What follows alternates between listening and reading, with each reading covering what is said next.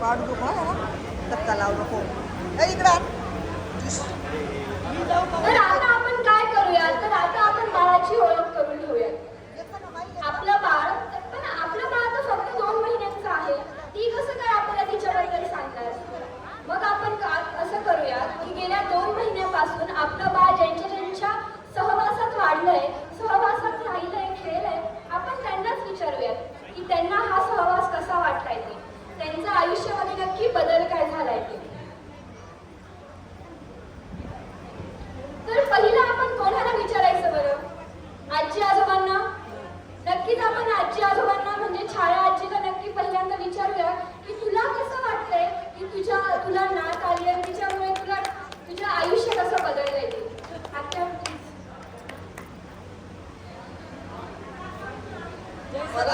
मला नात झाली, खूपच आनंद झाला. मला कारण मुलगी नव्हती म्हणून माझी मुलगी सारखीच येते आता.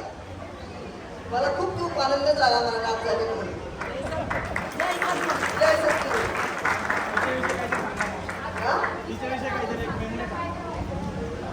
मला वाटते माझी नातलांनी आता खेळवेल, मस्त आता तिच्यासोबत राहील. आनंद जास्त होईल मला आता. कुठे दिवस निघून जाईल समजणारच नाही मला. तिला मोठं डॉक्टर वकील कराल.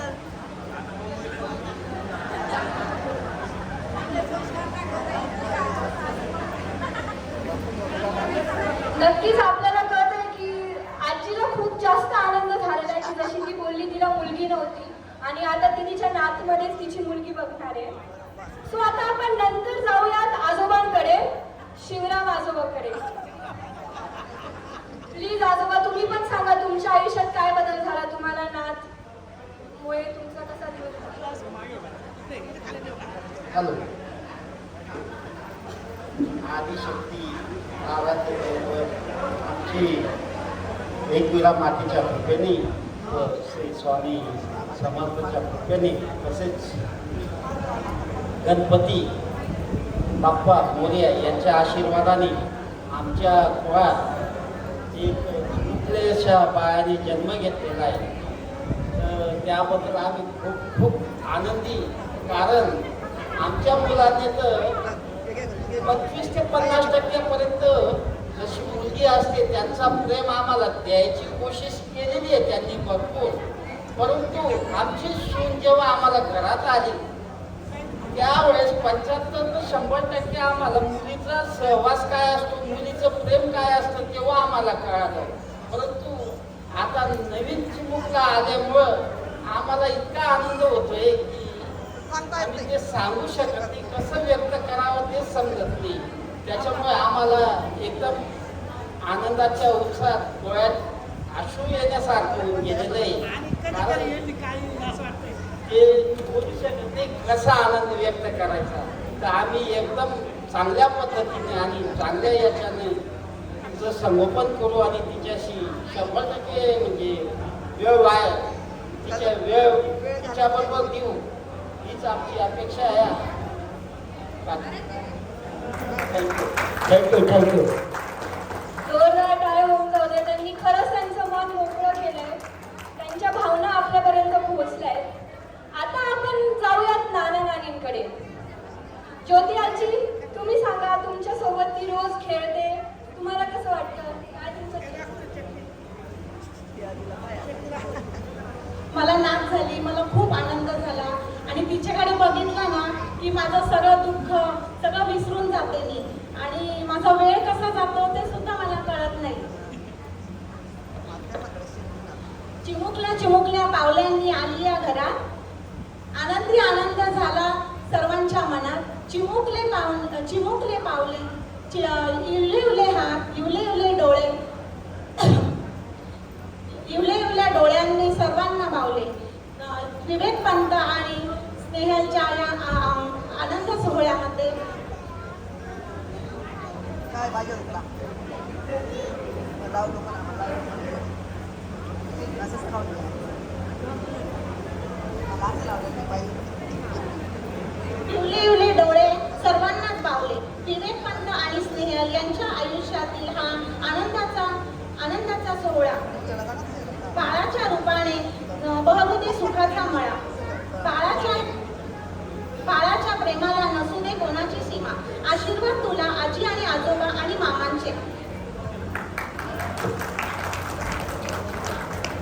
जोरदार टाळ होऊन जाऊ द्या. आता आपण कोणाकडे जायचं बरं? पप्पा. पप्पांना तर विचारूया का? पप्पा तर 8 दिवसाला येतात बाळाला भेटायला. पप्पा प्लीज सांगा तुमच्या आयुष्यात काय बदल झाला? पहिले तर आमच्यासाठी वेळात वेळ काढून तुम्ही इथं आले त्याबद्दल धन्यवाद तुमचा. आम्ही इथं आमची मुलगी झाली, पहिली मुलगी झाली आम्हाला, त्याबद्दल आमचा आनंद तुमच्यासोबत वाटण्यासाठी आणि तुम्हाला आमच्या आनंदात सहभागी करून घेण्यासाठी आम्ही तुम्हाला इथे बोलवलं आहे. तर बोलण्यासारखं तर काही नाही आहे, पण म्हणजे मुलगा झाला, मुलगी झाली, सर्वांना आनंद होतो. आमच्याकडे मुलगी नव्हती, आम्ही दोन्ही भाऊ आहेत, त्याच्यामुळे माझ्या मम्मी पप्पांना आणि सर्वांनाच आमच्याकडे मुलीची जास्त आवड होती आणि सर्वांची अपेक्षा होती की मुलगी व्हायला हवी आणि तेच झालेलं आहे. त्याच्यामुळे सगळीकडे आनंद आहे. आजी बाबा तर खूपच आनंदी आहेत. आता थोड्याच दिवसात आमच्याकडे अजून स्वागतासाठी एक कार्यक्रम होईल कीर्तनाचा, त्याच्यामध्ये बोलवतो मला सर्वांना.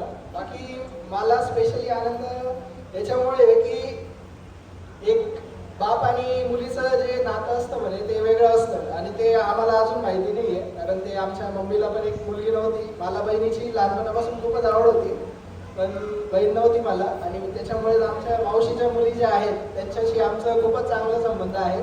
आणि आज पण आम्ही राखी आमच्याकडे म्हणजे नाशिकहून, नगरहून, जिकडे पण आमच्या बहिणी राहतात, मावशींच्या मुली, काकांच्या मुली, त्यांच्याकडनं आम्हाला राख्या येत राहतात. त्याचा एक वेगळाच आनंद असतो. आता आमची स्वतःची एक मुलगी आली आहे आणि ती आमच्या बाकीच्या आम्हाला स्वतःला बांधेल आणि सर्व म्हणजे आनंद करेल सर्व घराला. तरी ही एक वेगळी फिलिंग आहे आणि त्याच्यामुळे आम्ही सर्व आनंदी आहोत. बाकी काही बोलणार आहे. आठवडे भेटायला येतो म्हणजे ते दुर्दैव आहे. मम्मी आता 6 महिन्याची सुट्टी एन्जॉय करते म्हणून तर आता थोड्या दिवसात घेऊन जाऊ आम्ही, म्हणजे आम्ही दररोज तिच्यासोबत खेळायला मिळायला. ओके. तर आता खऱ्या अर्थाने मूल आल्यानंतर जिचं आयुष्य पूर्णपणे म्हणू शकतो आपण की बदलतं ती म्हणजे आई. तर आईला आपण विचारूयात की किती काय म्हणजे कायच चेंज झालेला आहे तुमच्यामध्ये, तुमच्या वागण्यात, तुमचा राग येत असेल तो कमी झाला असेल, सांगा. तिची मला चाहूल लागली त्या दिवसापासूनच माझं आयुष्य खरंच बदललं. म्हणजे माझ्या प्रायोरिटी लिस्टमध्ये आम्ही दोघंच राहत असल्याने पहिले ते होते, पण आता ती आल्यापासून पहिले तिला काय खाऊ म्हणजे तिला काय खायची इच्छा होईल किंवा मला काय असेल त्याच्यामुळे तिला असं सगळं मिळेल हेल्दी फूड, तर मी त्या प्रायोरिटीला तिला द्यायला लागली. आणि ती जेव्हा जन्म घेतला ऑपरेशन थिएटरमध्ये पहिले तिचा आवाज ऐकला, त्यानंतर असं समजलं की हां आई काय असते. त्या वेदनांमधून जेव्हा बाहेर निघाली तेव्हा समजलं की हां आपलं लेकरू खूप सिरियस आहे. म्हणजे तर वाईट वाटलं तेव्हा तिला काचेच्या पेटीत ठेवलं, पण 2 दिवसांनी जेव्हा मी तिला हातात घेतलं तेव्हा खूप छान वाटलं.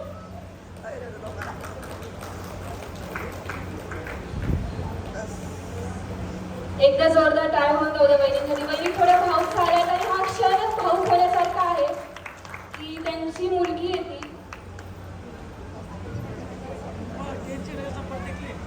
तर आपण या सगळ्यांकडनं पूर्ण जरी नसेल तरी आपल्याला बऱ्यापैकी आपलं बाळ कसं आहे, त्याचा नटखटपणा कसा आहे, त्याचा स्वभाव कसा आहे, यातल्या थोड्या तरी गोष्टी कळलेल्याच आहेत आपल्याला.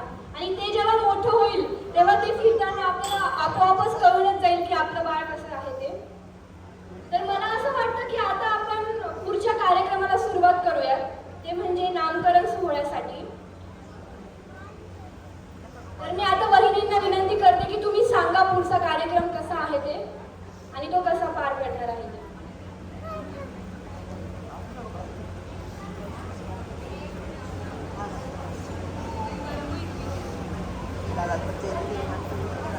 हॅलो, आज आपण इथे आमच्या मुलीच्या नामकरणासाठी जमलोय. इथे बऱ्याच जणांना माहित नाहीये नामकरण सोहळा का केला जातो, त्याचं महत्त्व काय आहे. तर मी थोडक्यात सांगेल. आपल्या हिंदू धर्मात 16 संस्कारांना खूप महत्त्व दिलं जातं. हे 16 संस्कार बाळ जन्माला येण्यापासून मृत्यूपर्यंत असे दिले जातात. तर ह्या 16 संस्कारांमधला 6वा संस्कार आहे नामकरण संस्कार.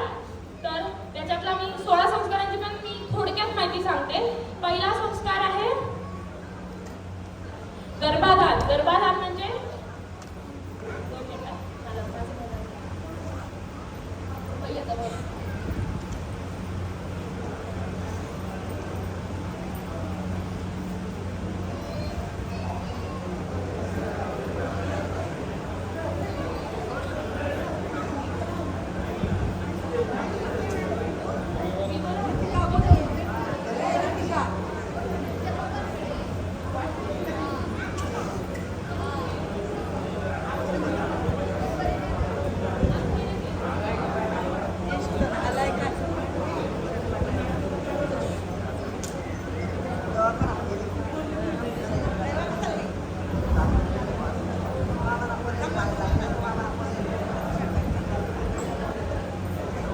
पहिला संस्कार म्हणजे गर्भाधान म्हणजे ऋतुशांती, जी आपल्याकडे सून आल्यानंतर पहिले जी ओटी भरली जाते सासरी, तेव्हा ती सासरी ओटी का भरली जाते तर आपल्या म्हणजे ओटी भरली जाते त्याच्यासाठी की आपल्या कुळात जो जन्म घेणार आहे त्याच्यात चांगलं हेल्दी बाळ यावं याच्यासाठी तिची पहिली ओटी भरली जाते ती सासरी, तिला म्हणतात ऋतुशांती. हा झाला तिचा पहिला संस्कार.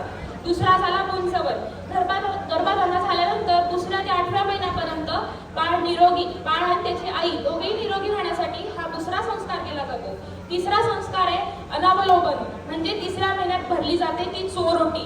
चोरोटी भरल्यानंतर बाळाच्या म्हणजे तिसऱ्या महिन्यात बाळाला हातपायाला चालू होतात, त्याच्यानंतर तिची चोरोटी भरली जाते सायंकाळच्या वेळेला, चोरून भरतात ही ओटी आणि मग सगळ्या नातेवाईकांना सांगतात की आमच्याकडे गुड न्यूज आहे.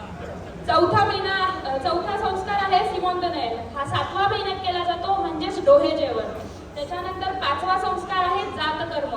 ज्या दिवशी बाळाचा जन्म होतो त्या दिवशी बाळाचे पिता जे वस्त्र घातलेले असतात त्याच्यासोबतच आंघोळ करतात आणि ते वस्त्र सोडून देतात आणि मग बाळ आणि बाळाच्या आईची नाळ कापली जाते. हा असतो 5वा संस्कार जातकर्म. 6वा संस्कार नामकरण, ज्याच्यासाठी आज आपण जमलो आहोत. नामकरण म्हणजे बाळाचं नाव ठेवलं जातं आणि तेच त्याला शेवटपर्यंत लागू होतं. 7वा संस्कार आहे कर्णवेध संस्कार. कर्णवेध म्हणजे बाळाचे कान टोचले जातात. हे जन्मापासून त्याच्या 12व्या ते 13व्या दिवशी टोचले जातात. मुलगी असेल तर मुलीचा पहिले डावा कान आणि मुलगा असेल तर मुलाचा उजवा कान पहिले टोचला जातो.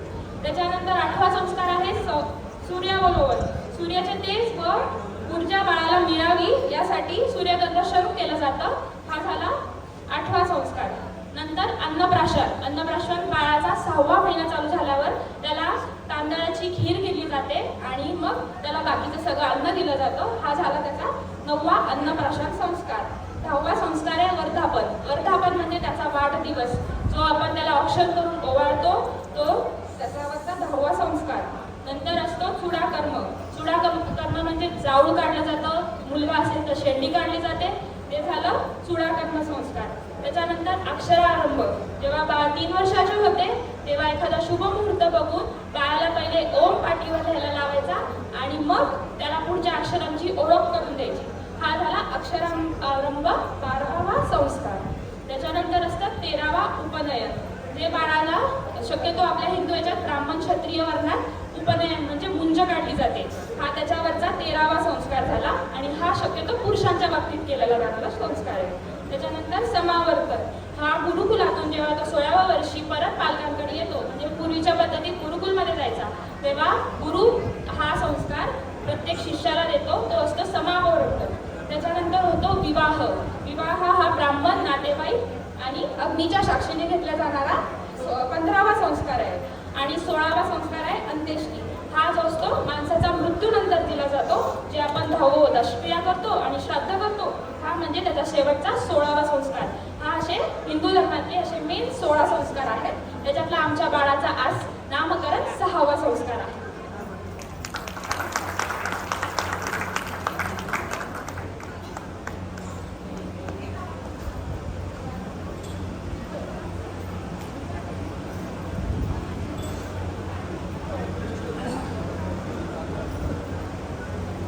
आता इथे सगळ्या आज्या आणि पंजा जमल्यात बरोबर.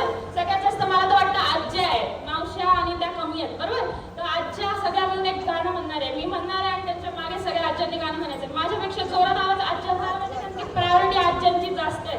बघू कोणत्या आजीचा जोरात आवाज येतो व्हिडिओ मध्ये दिसेल ना. कोणती आजी म्हणत नसेल तर मग मोठ्यापणी साला आळाच होणार आहे.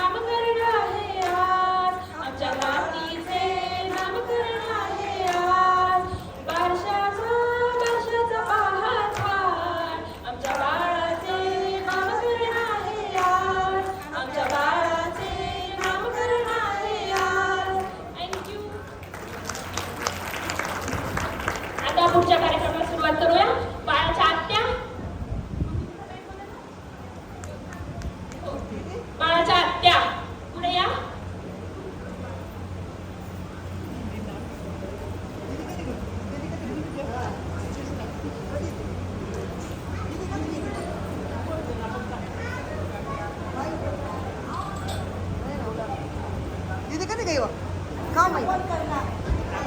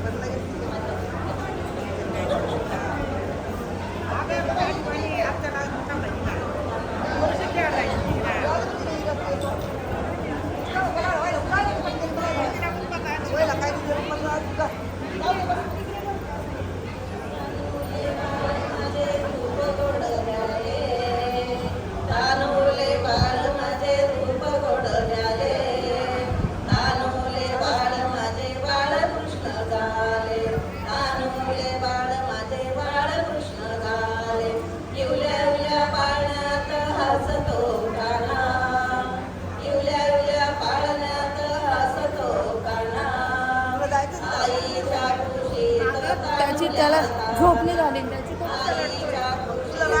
त्याला धरून पैसा उभी राहिला तिथं तुला काय